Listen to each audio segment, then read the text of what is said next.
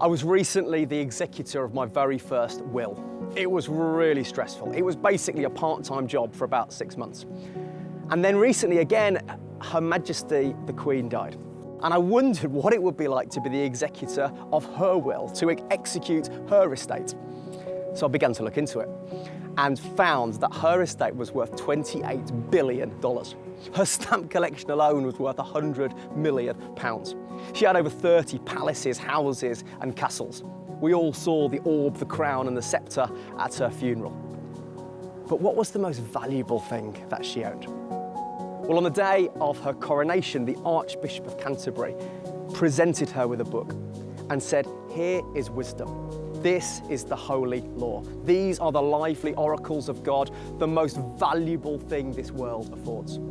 Of all the things she owned, the most valuable thing in the Queen's possession was the Bible. And she was a woman who built her life on the teachings of Jesus. In Luke 6, Jesus talks about what it means to build your life on his teachings.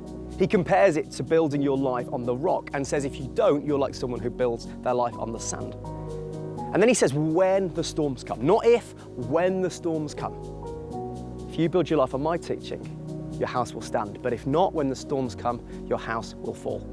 And I grew up in a house built on the teachings of Jesus. I would come down every morning to find my parents reading their dog-eared, leather-bound Bibles. In the car on the way to school, my dad would make me learn Bible verses, and I never knew why until the storms of life came. And it was the verses inside me that would save me. And then my mum, on the night that my dad died, she'd been married to my dad for 25 years. She sits there, her present is agony, her future's uncertain. And a verse comes to mind from Psalm 68, which says, "A father to the fatherless and defender of widows is God in his holy dwelling." And those verses have been true for my family ever since. 2 Timothy 3:16 says, "All scripture is God-breathed and useful for teaching, rebuking, correcting, and training in righteousness."